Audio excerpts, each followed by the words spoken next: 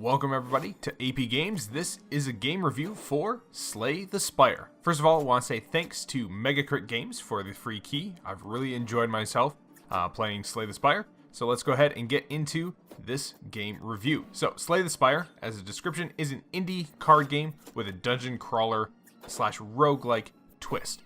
So you start each run with the same cards, with the same deck for each character.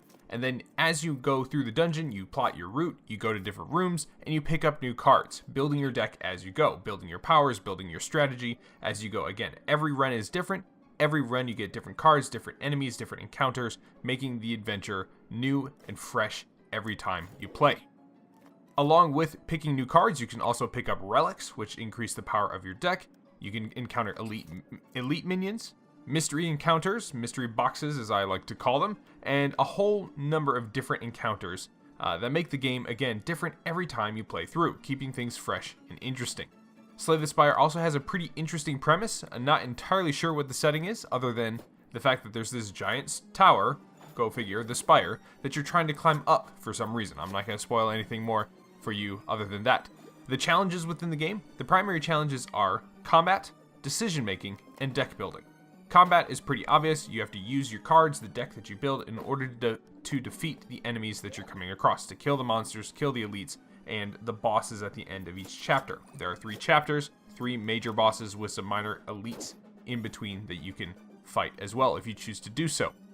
Monsters are relatively varied and provide an ample challenge. Sometimes you can get yourself into a pickle if you run into a certain type of enemy that counters the deck style that you're building, which presents a new challenge as well. Decision making is the second major challenge. Again, decision making, first of all, in choosing your route through the dungeon itself. You need to plot out your route, see what's going to be the best moves going forward for you, and sometimes you have to change your route up midway through the dungeon as things evolve, as things change. You also have to make good choices for the encounters that you're going to be doing as well. So you might plot your route, go to a certain encounter, and the mystery box open up, and you have to make a couple different choices or a single choice at the mystery box. So with that, you've also got different encounters. They have different special interactions as well. So you might pick up a certain relic that enables a different interaction at one of these encounters, which makes things even more interesting. The final challenge, again, is deck building. So deck building is probably the core of the game along with combat.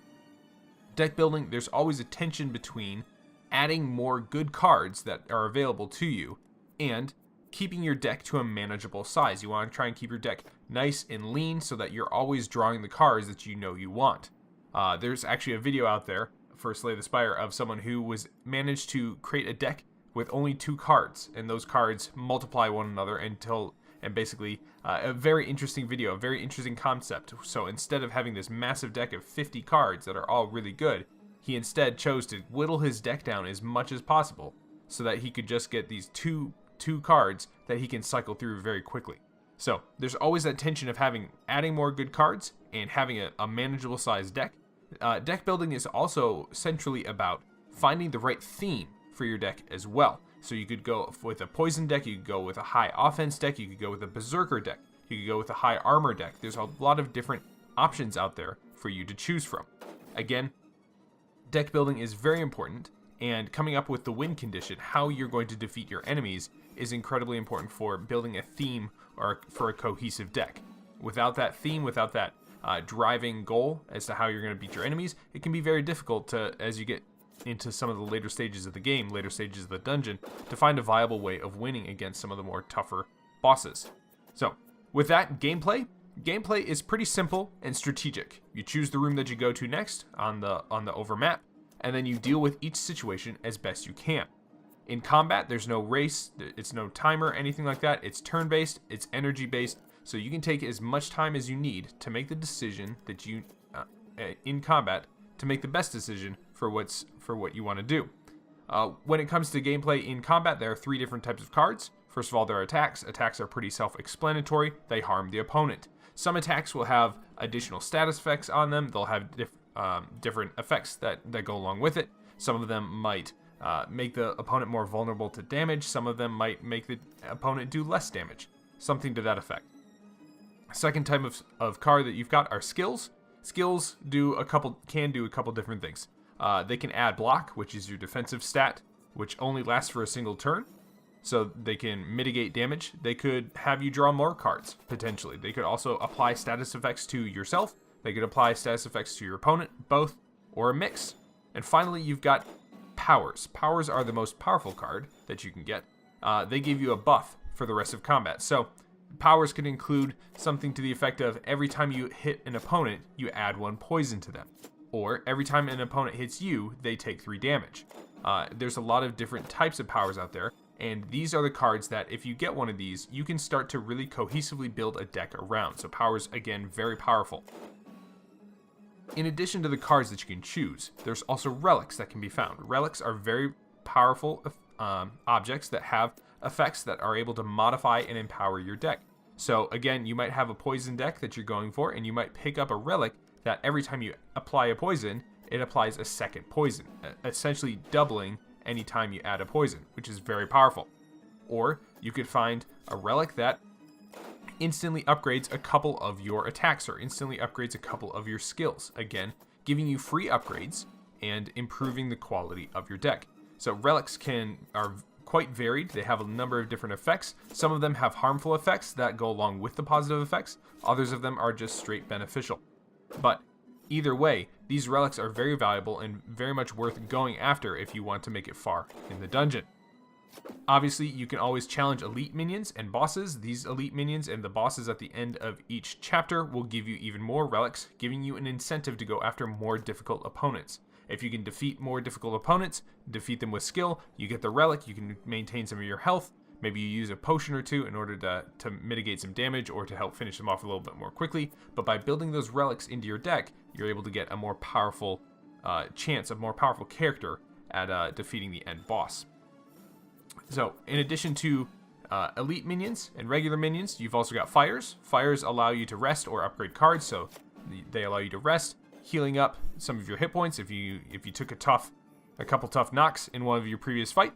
Or you can upgrade your cards, which again just improve the quality of the cards that you're able to play. So a regular block card might block 3 more damage, or you might deal 3 more damage with an attack, or your next skill might, it might add more vulnerable to the opponent, making them more like take more damage. Either way, fires, they can also sometimes have other abilities or other actions that you can take them if you have the right relic. So if you pick up a shovel, you might be able to dig up other relics when you're at the fires, something to that effect. Finally, you also have merchants. Merchants allow you to buy new cards, adding them to your deck. They allow you to buy potions as well, and potentially even relics if you have the money. Again, all very powerful things, but probably the most powerful thing that a merchant can do is actually remove a card from your deck. Again, you have that tension between building a large deck and building a deck that's small enough that you know exactly what you're going to draw. So by removing bad cards from your deck, these merchants actually improve the quality of not only the cards that you have, but also improve the chances that you're going to draw the cards that you want. This is especially important for when you get status or effect cards that are negative. So sometimes you can pick up a curse card, which you don't want to keep. The merchants allow you to remove that card. Otherwise, if you don't have those, you can just remove some of your lower level, less effective cards as you keep adding better ones to your deck.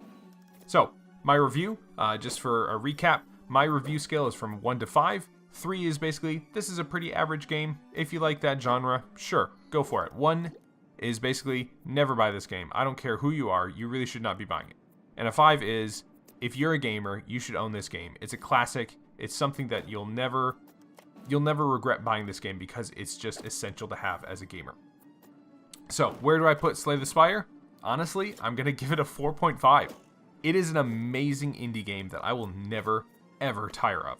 The game is accessible, it's fun, and as you go through the game, as you get more experience, you unlock progressively more cards, more relics, more encounters that you can use, that you can create crazy cool decks with. So that makes the game even more, it just makes it more fun. The fact that not only does each run differ every time you go through it, not only does each run have different challenges and different cards that they give you, different encounters that you go through, but on top of that, you're working towards unlocking new cards, new relics, new encounters, new enemies, all that sort of stuff. It's fantastic. It really makes it even better. The art style is simple. I really enjoy it, actually. It's a nice change of pace from, you know, your high resolution 3D polygons. It's very flat, 2D, nicely drawn, hand-drawn animations.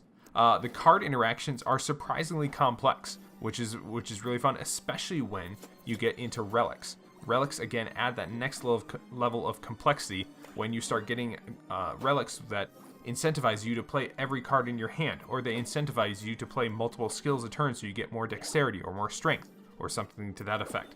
So, again, there's a lot of complex interactions, which makes this a very fun and challenging game. There's also an Ascension mode. Ascension mode is essentially allows you to, as you complete more bosses, as you win more and more, the game gets harder and harder. For those of you who really like to up the ante, up the challenge, Ascension mode is there for you as well. Again, I cannot recommend this game enough, and it's not even out of early access yet. Megacrit, you have done yourselves very well with this game. I applaud you. It's an excellent game, and you guys should be very, very proud. So, with that, I will have to say, again, Slay the Spire is everything that an indie game should be. It's simple, it's fun, it's easy to get into, but it's complex enough with the combat and all the interactions that it's something that you can play for a long time and never be tired of, especially since every run is different and every run could potentially end if you don't make the right choice at certain encounters. So, again, a 4.5 for Slay the Spire. I highly encourage you guys to go and check it out. And if it looks good to you, go and get it on Steam. The link is in the description. And again, I don't think I can recommend this enough.